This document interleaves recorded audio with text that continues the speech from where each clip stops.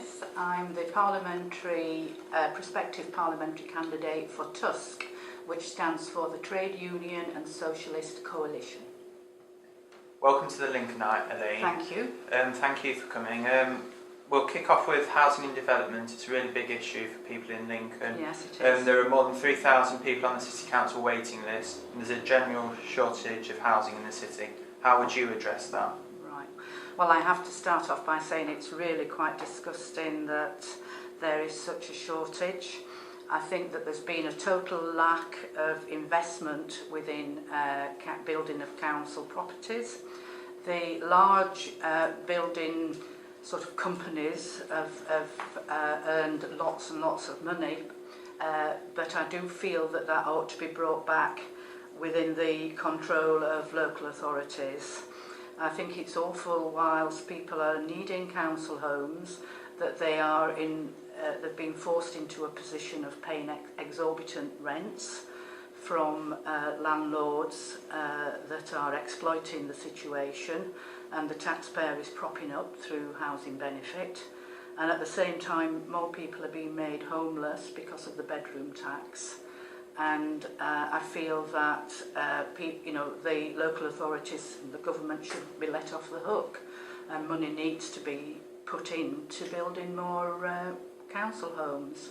I think the number is 250,000 homes should be built a year, and there's nowhere near that amount being built.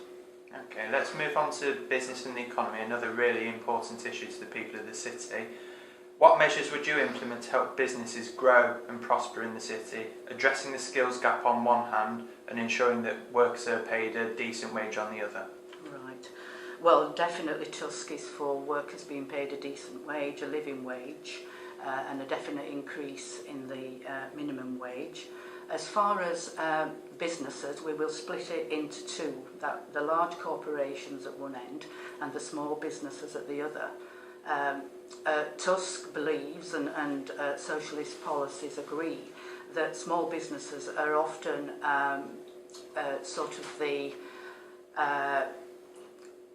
they have a struggle coping with the large corporations, and they have to compete with them, and there's not often the tax incentives there for them to be able to do it fairly. So we would look at reduced reducing the loans interest that people will pay for loans, but at the same time we believe in bringing the banks into public ownership, so there wouldn't be that up and down of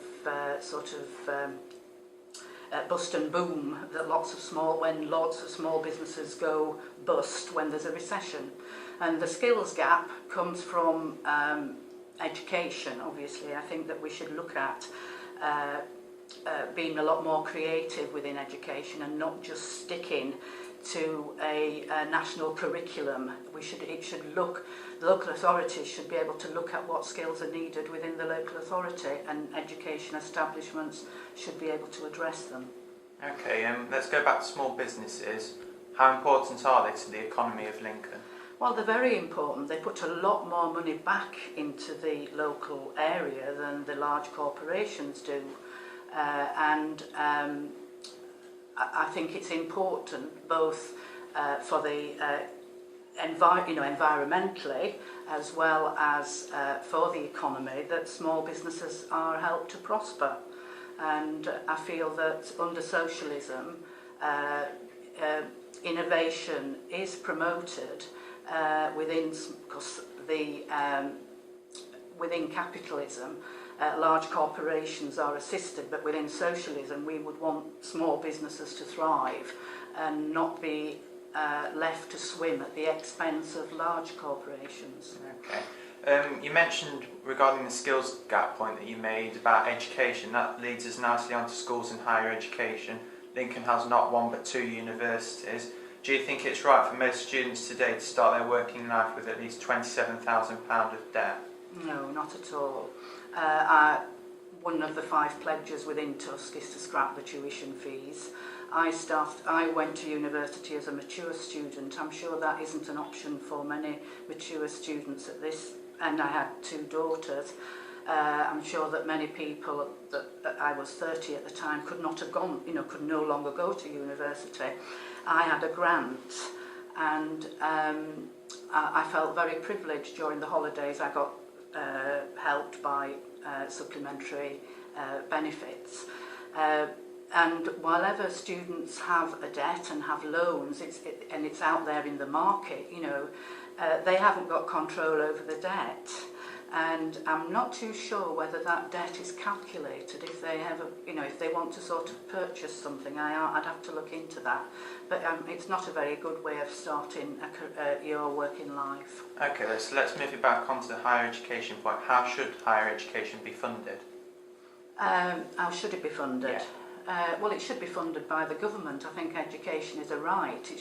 You shouldn't just be able to go to university because your father went to Eton.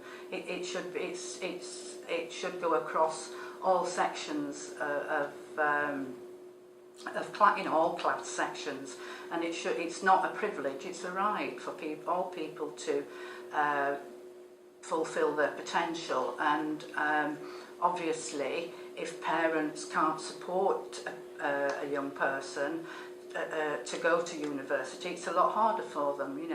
They often end up on 0-hour contracts and having to supplement their studies. Okay, let's move on to the NHS, and in particular pressure on NHS services. You'll have no doubt heard over the winter sorts of a shortage of staff and money plunged ULHT onto black alert. And the Trust has paid more than £30 million out in negligence compensation. How would you address these problems? Well, once again, I think we ought to claw back PFI funds. I mean, they've been going on for several years and take a large proportion of money from the budget. Stop the privatisation, because whilever there's privatisation, money's getting clawed off, and they're also sort of selecting the areas within the NHS, the most profitable areas. I think we ought to invest in nurses and medical staff again, and stop the dehumanising of and demoralising of staff, and give sort of good quality training. I also, if we repeal the Care Act, that's stopping some of the privatisation, as well as the transatlantic trade investment partnership that is coming in through the back door and allowing the EU and US to trade against one another for our public services, including the NHS. How would you like to see the NHS funded? Publicly, like it was in the beginning. So through taxation? Through taxation, yes. We were told that the NHS was going to be too expensive. The money is there, but it's being used by the profiteers, and it's not being put back into NHS, into patient care. Okay, let's move on to the Eastern Bypass. The much talked about Eastern Bypass. I think everybody agrees, or most people agree, there's a need for it to be built, but should it be dualled and should it cut off Hawthorne Road? Well, you see, in all honesty, I'm a bit apprehensive about the building of more roads, because in my experience, when bypasses have been built, they cause a lot of congestion and a lot of upheaval, but you very rarely see at the end any improvements. And I would like to see money, rather than going to roads or the HS2, I would like to see money go into publicly funded transport, integrated transport. And I understand that a lot of the communities, certainly near Hawthorne Road, aren't very happy with what's been suggested about the bypass. I mean, if it has to go ahead, I don't know. I suppose I would be looking at proper pedestrianised areas within the town, but I would like to see more money go to public transport and nationalisation of the rails. I think that all that new roads do is bring more cars and pollution into our city. Okay. So you were talking about the Eastern Bypass, you're a bit apprehensive about it being built, but what would you do sort of to improve traffic flow and congestion in Lincoln? Well, it is a problem.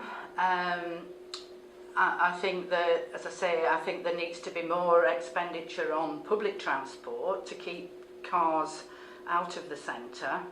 I think a park and ride is always seems to be a good initiative. I think Nottingham's got a fantastic infrastructure in relation to transport, and I think we ought to sort of look at more at using those sort of transport sort of links that they have. Lincoln seems to get ever so congested. I think one of the better priorities would be that certainly the footpath, the footbridge over the railway. That is a big thing that gets people's back up. But in relation to the bypass, I would have to do a bit more research, because I have to say that it's another, I've just viewed it as an area that was going to go ahead anyway, but I would support the opposition to it actually. Okay. I'm Elaine Smith, and I've answered those questions hopefully as truthfully as possible. I'm a candidate for TUSC because I, like many more people that I've spoken to, feel that there hasn't been a party that represents ordinary working people. People feel disheartened and disenfranchised with politics, and I hope to sort of fill that gap. And I want to, TUSC as a party is having candidates just like me out there, giving a voice to ordinary people and getting behind campaigns and listening to what people have to say.